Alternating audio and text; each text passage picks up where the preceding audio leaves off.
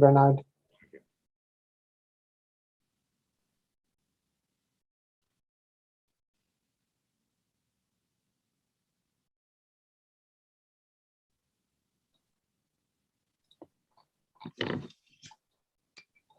Good morning or good afternoon, everybody. My name is Paul Salem. I'm the president of the Middle East Institute in Washington, D.C. It's really an honor and a pleasure to welcome Mr. Bernard-Henri Lévy, someone who needs no introduction, a renowned philosopher, activist, filmmaker, an author of over 30 books, and one of the West's most important public intellectuals in the last several decades. We're here to discuss with Bernard his newest book called The Will to See, Dispatches from a World of Misery and Hope, a truly, truly fascinating and highly engaging book that I've been reading and rereading over the past many weeks, and I would encourage you to pick up and read. The book is divided into two sections. The first half is a really fascinating, deeply personal account where Mr. Lévy looks at his own intellectual journey from being a student of literature and philosophy in Paris to a global citizen, global activist, and he talks about the roots, the impulses between his world of literature and philosophy, and then the engagement of the real world. And I want to sort of probe him on that a bit.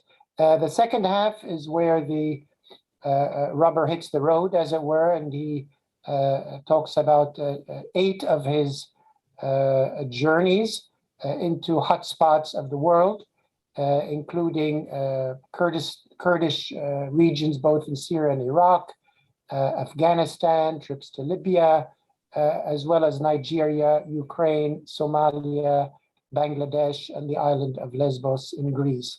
A truly searing, truly riveting read. Bernard, it's a pleasure to have you with us today. I was wishing we could hold this in person, but we're still battling a few pandemic issues. But I'm glad that we're able to hold this on Zoom. To our audience, welcome to the session. Those who are on Zoom can send questions or queries on the Zoom Q&A function. Those who are following us on YouTube can send their questions or comments to the following email address, events@mei.edu, events@mei.edu.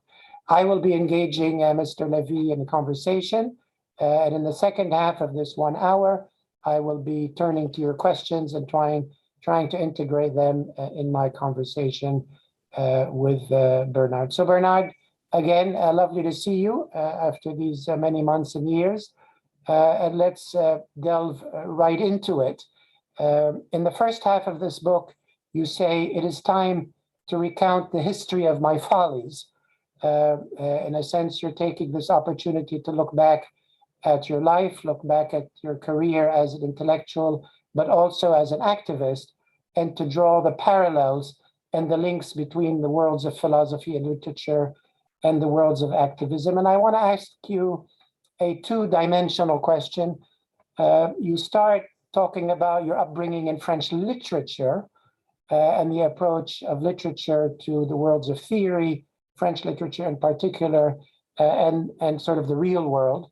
But then in much of the first half, you talk much more directly about your philosophical influences, both the French philosophical influences, but also going back to Aristotle and Plato and others. So my two-dimensional question is, get your thoughts on both the literary sources of your impulse, as well as the philosophical, the traditional philosophical, and then also a little bit about the geography of how you look at that. You talk a lot, obviously, about France, your experience as a French intellectual, the French authors, French philosophers, but you also talk, particularly in the first couple of pages, the influence of American authors, Ernest Hemingway, and the new journalism of America, and sort of a romantic view of America. How much is the US part of that journey? And then how much is sort of Western philosophy, Western civilization, which of course includes Germans and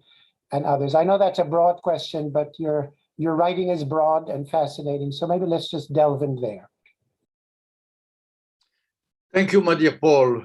First of all, I want to tell you how happy I am to be back at the Middle East Institute with the patronage of JFK, Justice for Kurds, who is here with us in a way, virtually. I'm very happy to be back with you. It's the third time I think we meet, though this time virtually, so that's great. I'm happy that you perceived, which is so important for me, that of course I'm an activist, but I'm also, and first of all, a philosopher and a writer. And all my activism is based on my works in philosophy and in literature. And the two are impossible to dissociate. It is because I was a disciple of Michel Foucault and Jacques Derrida. And it is because I was a reader of Ernest Hemingway and Lord Byron that I became also the activist, the journey maker, the traveling guy who appears in this new book. The two are so correlated for me. I'm happy you start with that. And how would you, I mean, if you had to boil down the philosophical need to engage with the world, certain times you mention Immanuel Kant, other times you mention even going back to Aristotle and his tutoring of Alexander, Plato and his relationship with the tyrant of Syracuse. What are the, in your mind, the firm philosophical bases of this form of activism, given that often philosophers as viewed as retreating into an ivory tower, engaging in theory, retreating from the world? What would you tell an audience that would link philosophy with trying to change the world? You do not mention Karl Marx or people like that, but who would you mention and why? If I had to summarize in a few words the reply, I would say that the bottom of the question is that for me, a woman or a man is not a local adventure. To be a subject, to be an active citizen, to be a real responsible of your desire and of your thought is never a local adventure, it is a global one. This is the depth of the question.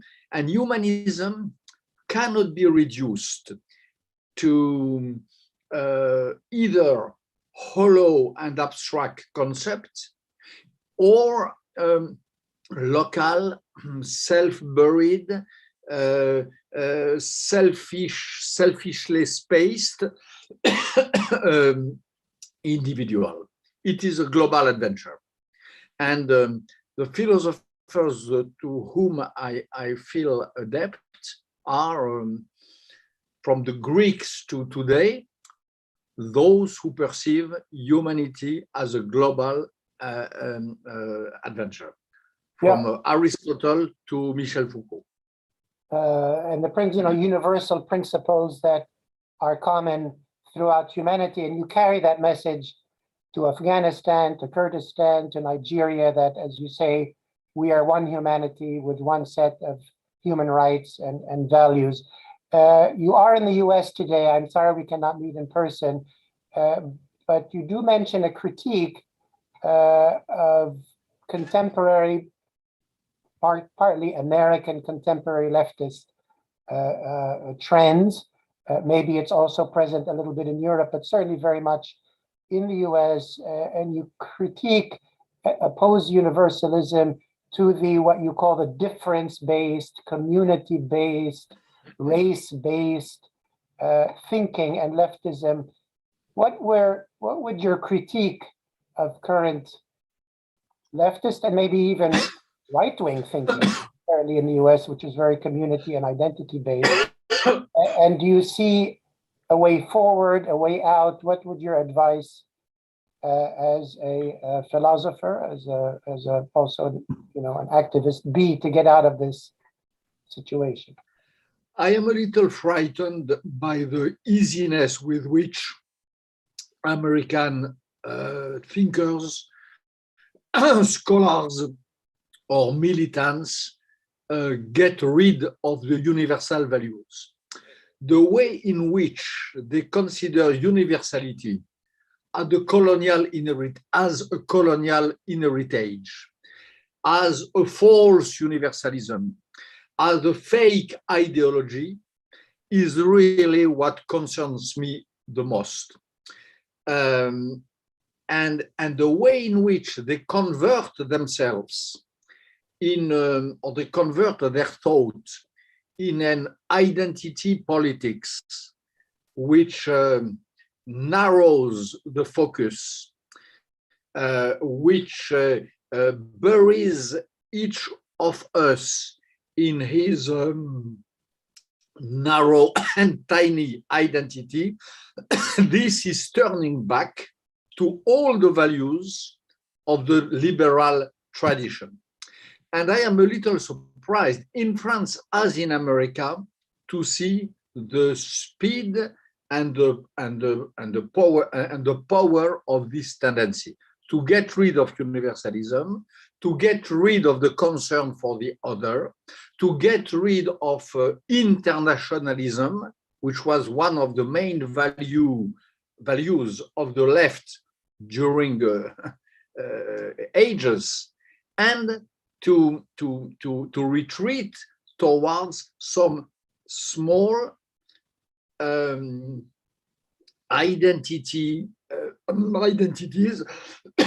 who turn their back or turn a blind eye toward the other identities. This, for me, is the real disaster of the thought. Thank you for that. You talk about, obviously, philosophy, literature, but also sort of hinting at civilization, Western civilization, and so on. And you describe it, you come at it in different ways. At some points, looking at the great range of philosophers in France and Europe over the last 400 or 500 years. You also go back to the ancient Greeks, as you say, Aristotle and Plato and others. At one point, you describe it as Judeo-Christian civilization. What is this civilization? How much is it an civilization? How much is it universal? How would you sort of address those different sort of threads and identities of what we might call Western civilization? What I call Greek Judeo-Christian civilization has at least one virtue for me, at least one virtue, if not, of course, many others, is the concern for alterity. You can say, of course, it is clear that Europe has invented the worst, has invented colonialism, has invented fascism, and has invented communism. But Europe and the Western world has also invented the opposite, the antidote, the medicine. Europe has invented anti-colonialism, anti-fascism, fight for freedom in the totalitarian and communist regimes, and so on. And I don't know so many civilizations, so many bodies of thought who go so far in the process of thinking against oneself, so far in the process of breaking the stones, breaking the blockage, breaking the pillars of what we Europeans and Westerners have in our conception of the world. This, for me, is the main virtue, to be able to think against oneself. Fascinating. Thanks, Bernard. In sort of one of the final, let's say, philosophical, civilizational questions, I mean, I think on the the Arab world, Arab Islamic side of the Mediterranean, I think, for example, of Ibn Battuta, the 14th century North African traveler, who was the most traveled person of the world until much later, traveled more than Marco Polo and so on, and wrote extensively of his travels and what he saw as an interpreter of the world. And I in reading you, Bernard, I'm reminded of Ibn Battuta and his journeys, and I wonder if you've ever delved into sort of his story. And in your engagement with complex, obviously political and security issues, whether in Libya or Syria or Iraq or Afghanistan, I think to Ibn Khaldun, the Tunisian-born 14th century philosopher, often considered the father of sociology, historiography, political science, and his fascinating analysis of politics and dynasties and tribalism, and which is a real education in trying to understand this other side of the Mediterranean, as it were. I wonder if you've delved into any of these authors, if you find them enlightening in your own journey. Of course I did. Less than yourself, probably. I'm certainly less familiar to them than most of your fellows in the Middle East Institute, but of course I did. And all my attempts and all my work and all my creed is to try to make Ibn Battuta speak with Lord Byron, to have these two pieces of civilization to engage dialogue together. One of my intellectual fights is against the idea that civilizations are blocks, closed blocks. I don't believe so. I believe that a civilization is, of course, a body of principle, a body of works, some roots, a sky, and so on, but not closed against the other, communicating. And I remember 20 years ago, you had in America this now out of fashion work, which was a very bad one, of Samuel Huntington, The Clash of Civilizations.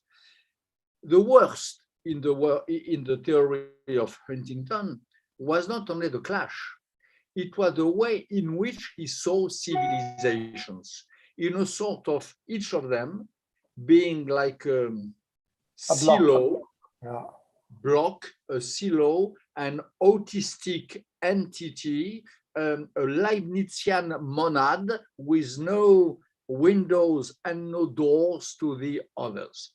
I believe exactly the opposite. I believe that a European has a lot to know from Ibn Battuta, and I think that an Arab has a lot to know from Lord Byron or André Malraux. This is the core of what I call my internationalism in this book.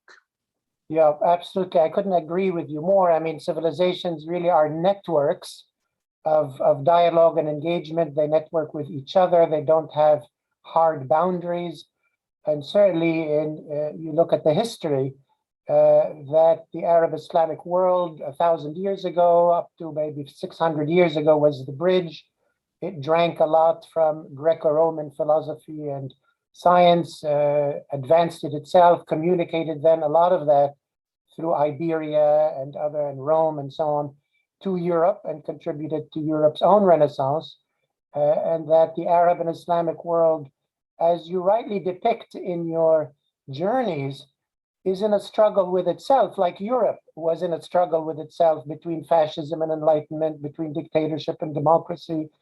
The Arab and Muslim world is in an internal struggle,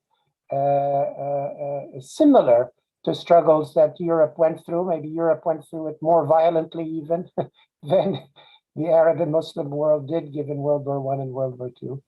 Anyway, Bernard, I think we've tried our think tank audience tremendously with this long discussion of philosophy and civilization. But let's move on to, well, let's delve straight into one of your key concerns. And I do want to thank, as you say, the organization Justice for Kurds, Emily Hamilton, who I believe is with us in this session, for their support and engagement on the issue of the Kurds. The Kurds, sort of the major nation of the region that was overlooked in the Paris Peace Accords more than 100 years ago, and still struggling for their rights in several Middle Eastern countries. A lot has happened in the last 20 years, particularly in Iraq and Syria, but I would dare say also in Turkey. Where do you see things standing now, Bernard, for the Kurds of Iraq, Kurds of Syria, maybe even Kurds of Turkey, as you see it?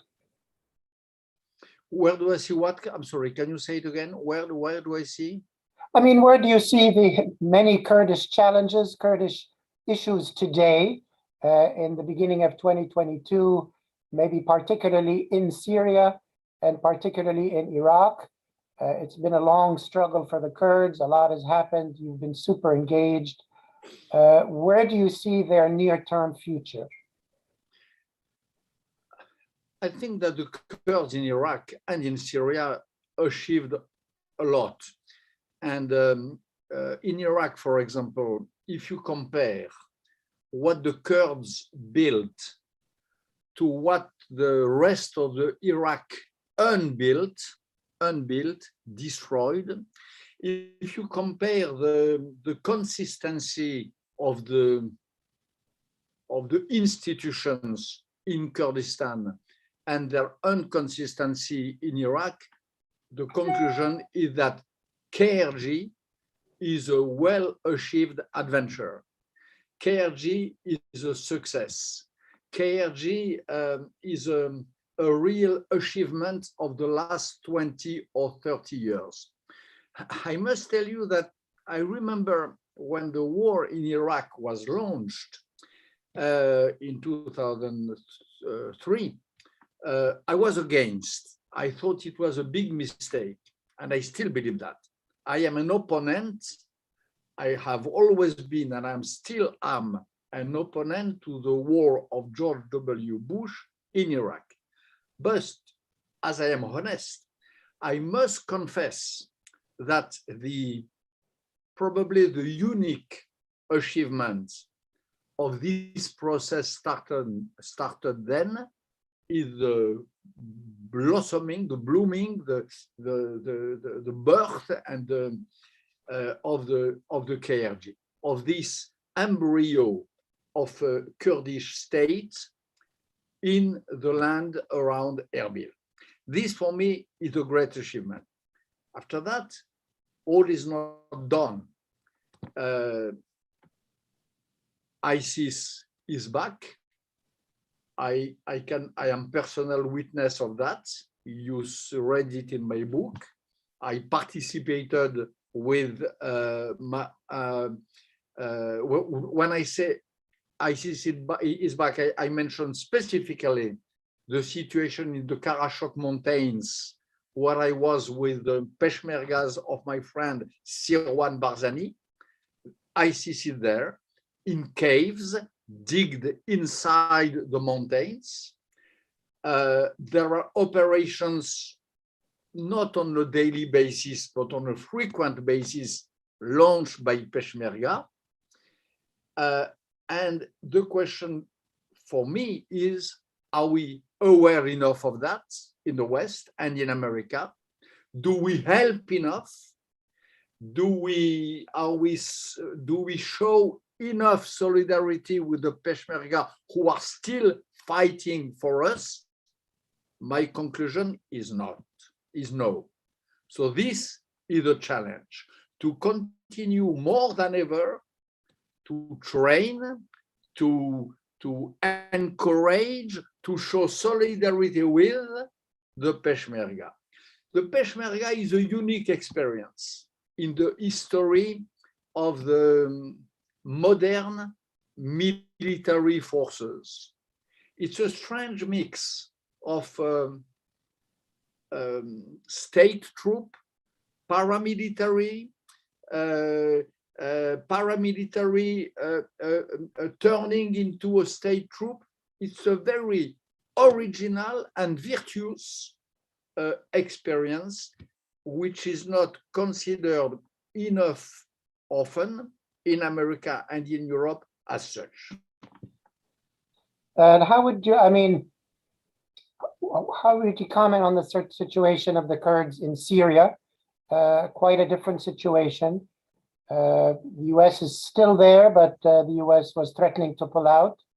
How do you see the trajectory of the Kurds in Syria? In Syria, the situation is, of course, very different and is rather tragic for me, because they are taken in the my Kurdish friends and brothers of Syria are really taken between the jaws of terrible forces. Erdogan, who really condemned them to death, want their loss, wishes the worst for them on one side. On the other side, Bashar al-Assad, who is one of the worst criminals against humanity of our times, and who is exerting a sort of constant blackmail on the Kurds. You have the very shadowy game of Russia and of Putin, and you have on top of everything the PKK in Turkey, who is not who does not express the whole, certainly not the whole Kurdish culture and interest, and who is taking advantage of this situation in order to press him also the Kurds. So the situation of the Kurds in Syria, for all these reasons, is problematic, and maybe they need even more than in Iraq our support and our help. Bernard, you don't delve too much into this in the book, but you did mention again President Erdogan of Turkey. Obviously, the relationship between, let's say, Turkey and Europe, going back to the Ottoman Empire in Europe, stretches more than 1,000 years back in history. Erdogan himself went through a period when he was very eager to join the EU. He represented sort of a democratic turn in Turkey. And then we saw a very different Erdogan. What are your, as a Western public intellectual, a European, how would you reflect on the relationship with Turkey, the relationship with President Erdogan? This is a very fundamental relationship and joint between sort of the West and the East, as it were. How would you describe it in broad terms? First of all, on specific terms, if we speak of Erdogan and of the Kurds, there is an emergency request which all of us should endorse. The Turks should stop sending their bombing drones on the north of the Rojava. There are, not on a daily basis, but frequently, some attacks by drones on civilian population in Rojava, This is not enough said. It is not enough expressed in the press, and it is a real concern. Number two, Erdogan is exerting on Rojava a blackmail on water resources. He opens the water or cuts the water according to his will, to his caprice, of course, for the worst, for the civilian population.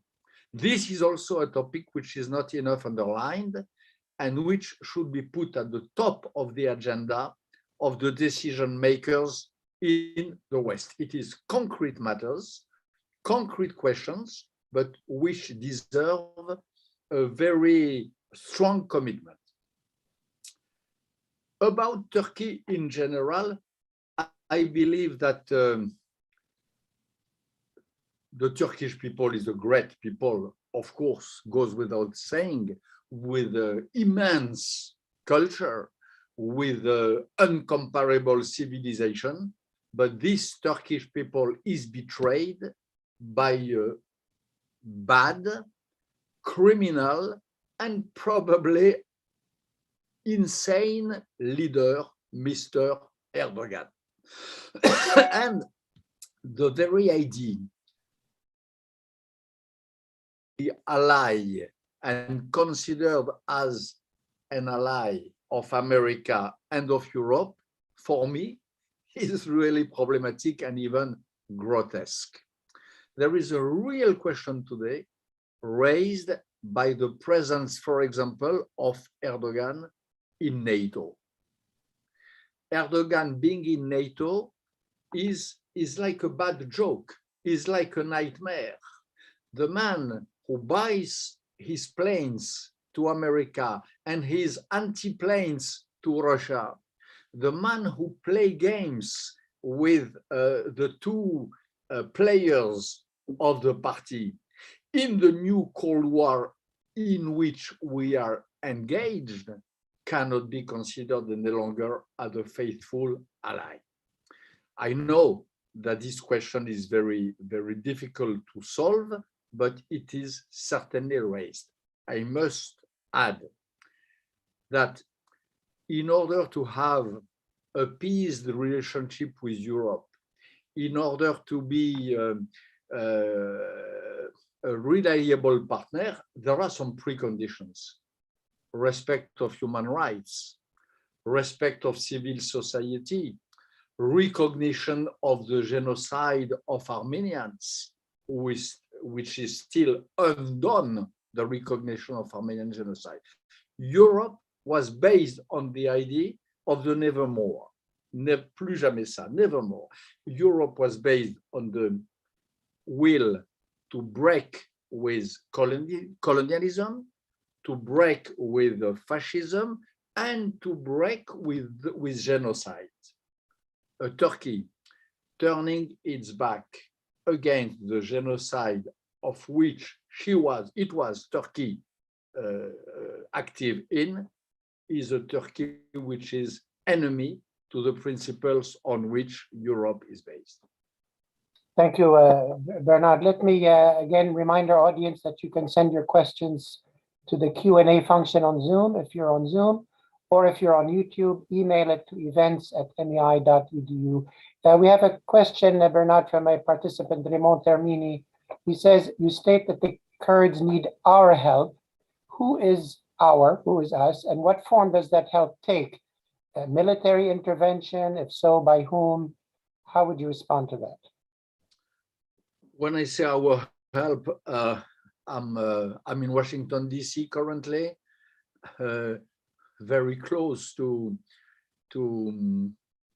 the highest institutions of this country. So I mean help of the American administration. When America did need the Peshmerga in order to fight ISIS, they were there. Now America has to be there at their side. That means to arm the Peshmerga. That means to contribute to the formation of the Peshmerga. That means paying the Peshmerga. We know that the Kurdistan region of Iraq has very few resources, very little resources. There are some agreements with Baghdad, which are not fulfilled by Baghdad. So Peshmerga has to be considered. It's a Kurdish force, of course, local, defending Kurdistan, but it has to be considered as having special links with America and Europe. And when I say us, I don't mean only that. I mean all those who consider the defeat of radical Islam, the defeat of Daesh and its subordinates as a priority. You have Arab countries who are involved in this battle. I think that Abu Dhabi, for example, has a clear interest, well asserted in defeating ISIS. They are at the side, and if they are not, they should be more at the side of the Kurds, for example. Before moving on from the Kurdish issue, and in order to be not painting a too rosy a picture, if we take sort of the KRG, I think you'd agree that, like many societies and systems, it has its internal problems, issues of corruption, issues of things are not ideal. How would you describe sort of the internal challenges, let's say, of the politics of the KRG? All societies have such challenges. How would you describe those, and how much are those internal problems an obstacle to the Kurds themselves achieving the type of political and social economic life that they would aspire to? My dear Paul, I don't know any democracy with not internal problems, with no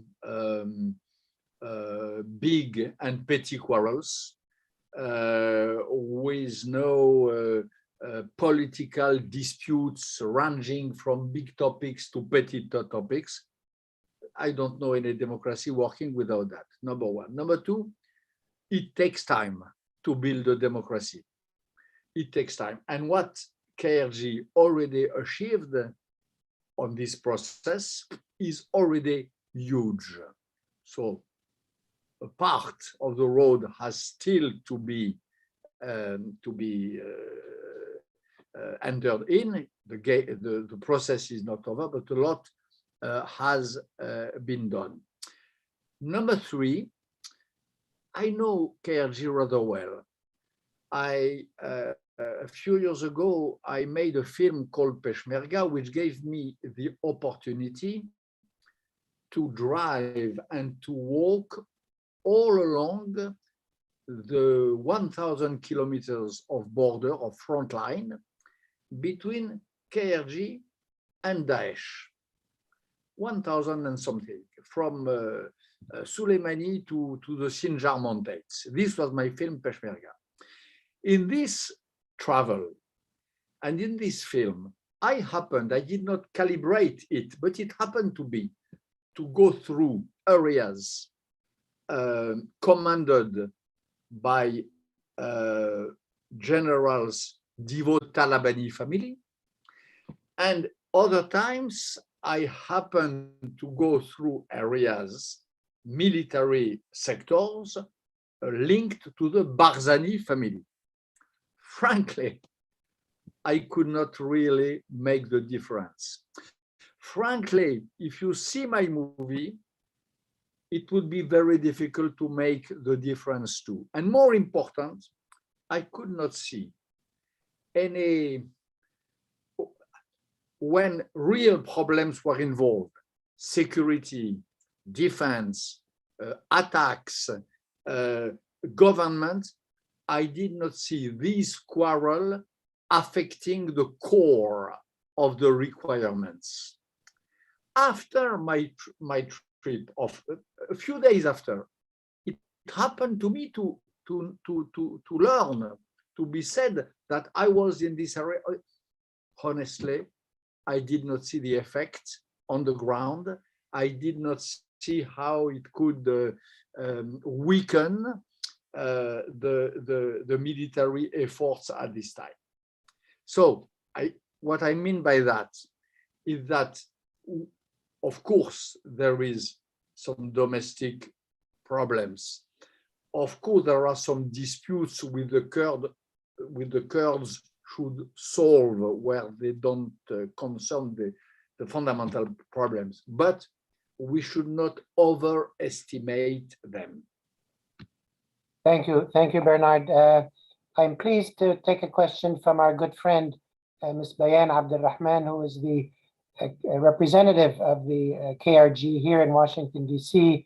Bayan, it's good to be in touch with you on Zoom.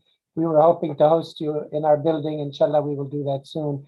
Bernard Bayan asks, the Kurdistan region has been the safe haven for persecuted religious groups and remains so.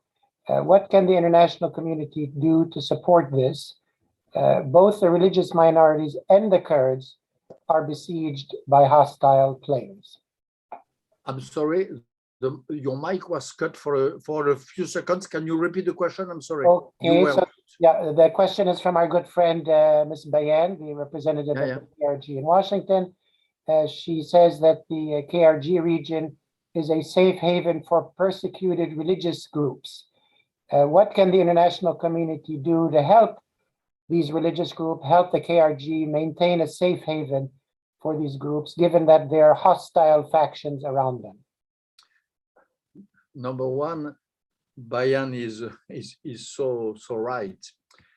I remember for another of my movies, the Battle of Mosul, when I was in the Nineveh plain, during the process of liberation of Bartella, Karachok, all these Christian areas.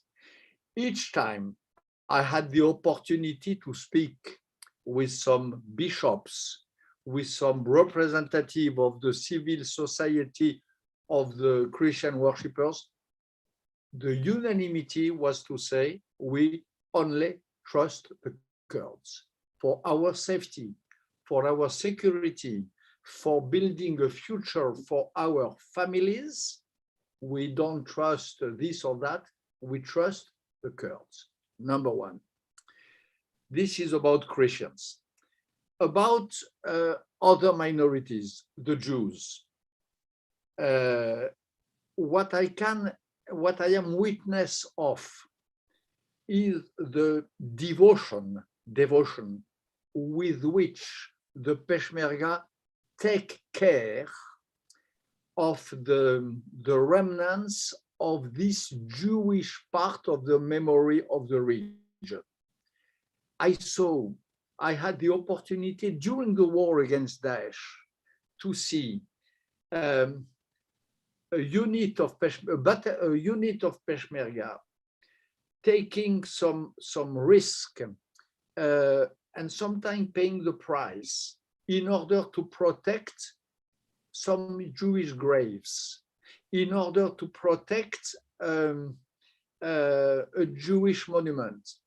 And I remember the sorrow of a Peshmerga officer when he understood that because of strange agreements which were sponsored by America between Iraq and KRG, when the sorrow of this commander, when he discovered that he will not be the one who will liberate the grave of Yonah inside Mosul. There was an agreement sponsored by the coalition, according to which the Kurds had to stop at the gates of Mosul, and the Golden Division of Iraq Army had to do the following. And I remember this high-ranking general, when he understood that there was no choice and that he will not be the one who will have the pride to liberate this vibrant heart of the civilization of the area, he was disappointed. He was happy, of course, when Mosul was liberated, but he felt as a point of, he would have considered as a point of honor to be part of this operation. So if you look at the Christian minority, at the Jewish community, and the Yazidi also, the way in which the Kurds document on and on the crimes committed against the Yazidi, the way in which they accumulate the proofs of the fact that it is a genocide, again, I must say that it is another sign of this multicultural vocation of the Kurds in this part of the world. Thank you, Bernard. In the time remaining, I do want to turn to a country, and I would say a tragedy that you've been very engaged with. You were the French envoy to Afghanistan 20 years ago. We just republished with you the English version of that report. We republished it last year with a commentary and a discussion. This was before the US withdrawal. And we have, the after effects of a disorganized and rapid US withdrawal, a complete Taliban takeover, and the beginnings of a famine, let alone the threats to women and rights and the future of Afghanistan. The story and the tragedy of Afghanistan definitely is too broad to cover in a few minutes, but you've been deeply, deeply engaged with it. And maybe communicate to your audience, to our audience here, over the last 5-6 months, what have you been focused on? What have you been calling for after the tragic events that took place following the US withdrawal? First of all, these events made me very sad. It was a moral disaster, and without reason to abandon Afghanistan. I think that we are wrong when we say that the West failed in Afghanistan. We did not fail. We did not fail because we helped women to walk freely in the streets. We did help young ladies and boys to engage in the difficult work of making journalism, of producing news. We helped building a civil society, so it was not a failure. Again and again, I want to repeat that. This motto, which I hear in American press, according to which it was a big failure, we had to stop with endless war, this is bullshit. We did not fail. It was, by the way, not an endless war, it was a deployment, as America has in so many places of the world, sometimes generally with many more soldiers. You Americans in Afghanistan, 20, 30, maybe 50 times less soldiers than in Australia, Japan, maybe Germany. So first of all, I was sad. Today, what I hope for, because I think that history is never written forever, I hope for the recognition of this mistake. I think that President Biden would be a real great man if he admitted that it was a mistake. It happens very rarely that a chief of state admit that. And if the mistake was admitted, to repair it. And there is one way to repair that, which is to help the women in Afghanistan, those who refuse the rule of Taliban, those who continue the fight in Panjshir, especially the young Ahmad Shah Massoud, to help them and to encourage them not to abandon their hopes. This is what we have to do today. I want to ask a bit, you mentioned, obviously, you're in Washington, D.C. You've said a lot about what you would like the U.S. to do relating to the Kurds. You've talked a bit about Afghanistan. You are French, as you say in the book. I love France. I love it because it was great. I love it because it can be great. But let me ask sort of a standard sort of geopolitical question.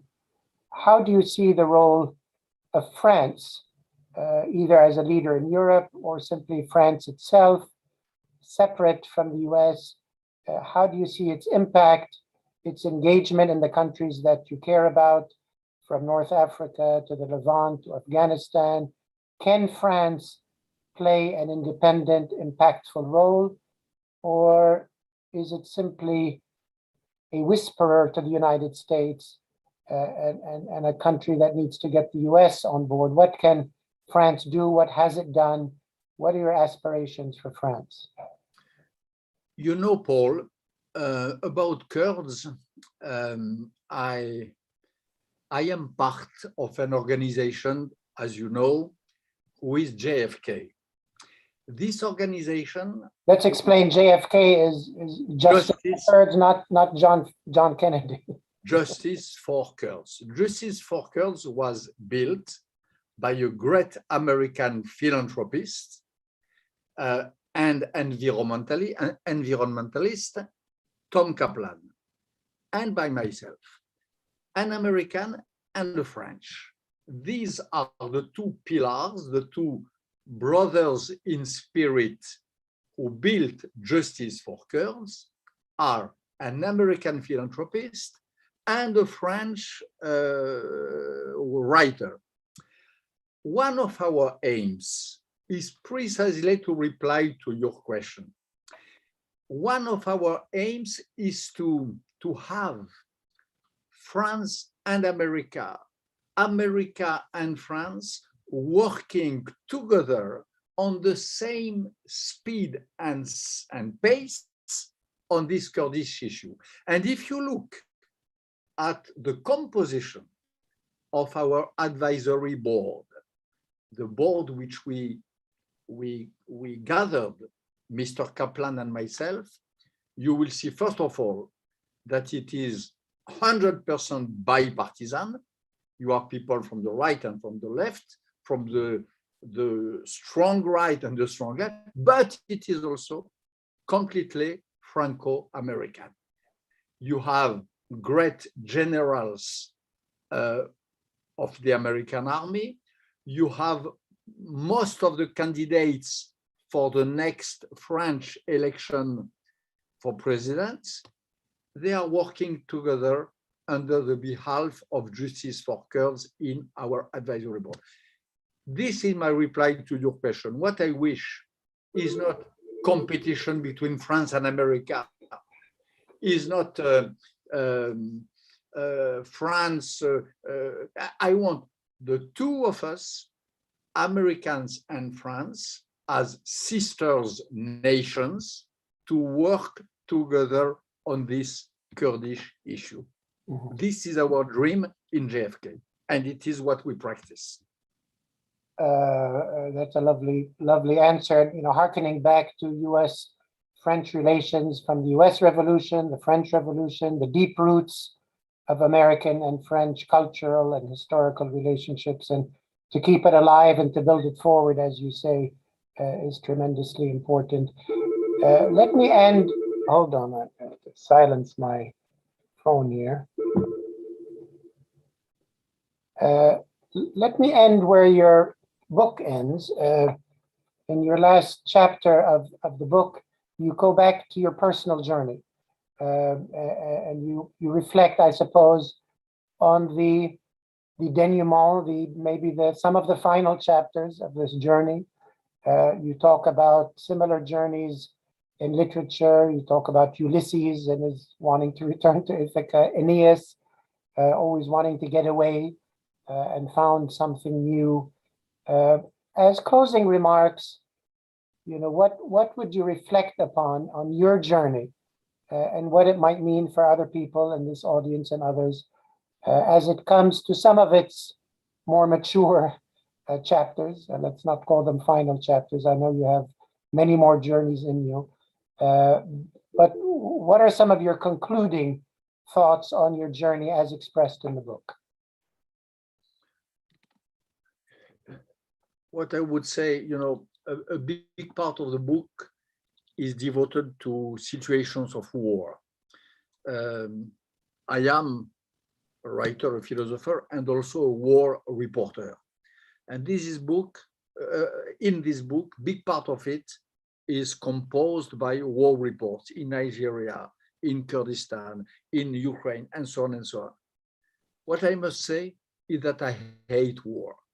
What I must say is that I never even understood why some writers pretend that war is the opportunity for a woman or a man to become taller than himself. All this bad war literature, I don't understand it. I hate it. There is one thing which I praise, which I fight for, and this is the end of my book, it is peace. Really, I spent my life in war zones to preach and to hope for peace. This is really the sense of my life. And when I am in Libya, for example, when I am under fire of a militia, of probably radical Islamic terrorists in the city of Taruna, I am their personal target, as you know. When they treat me when they insult me as a Jewish dog and so on, what I wish for, what I pray for is peace. This is really the lesson in my own eyes, of this book. And when I go to Kurdistan, again, I share bread with valiant young ladies and old men in the trenches in front of the enemy. And I know that their only dream, the only thing which they consider as deserving to be achieved, is to join their family, to build a normal life, to take care of their children, to live in a peaceful Middle East. These Peshmerga, who are very strong guys and women, because you have in all the area of the Mosul Dam and of course in Rojava, lady fighters. Their real dream is to live in a pacified Middle East where they can have with their family a peaceful and normal life. That's a beautiful way to end it, Bernard. I must say, what you say and the book itself very much resonates with me. I grew up in war. I grew up in the Lebanese Civil War, dreaming of peace. And, that's what I care about myself. I studied philosophy in college because I felt, those types of truth and that type of thinking inevitably links to the ambition to try to build a better world, try to build peace. I think of Immanuel Kant's Perpetual Peace and other writings, that it's a natural humanist thing to try to achieve. I must say I was encouraged by one of Steven Pinker's recent book, which takes a fairly optimistic view that perhaps we are moving in the right direction, that not all hope is lost. The news often emphasize the negative. Obviously, there still is a lot of war. There's still a lot of suffering. We're going through a great pandemic. But also, since the Enlightenment, since progress became a goal, a lot of progress has been made. And I hope the next few decades we'll see more of that progress achieved in the world. Bernard, on behalf of myself and the Middle East Institute, and if I may, Justice for Kurds and our audience, I want to thank you for the life you've lived, for the work you've done, for this wonderful book that really very much affected me, and I know will affect others when they read it. I want to thank you for taking the time for being with us. I want to wish you good health and a lot more contribution to our world in the years and decades to come. And I hope to see you in person soon, Bernard, either here in DC or maybe in Paris. So stay well. Thank you for joining us. Stay well, my dear Paul, and good health to you, better health. Thank you, everybody, for joining us, and we hope to see you again soon on a Zoom or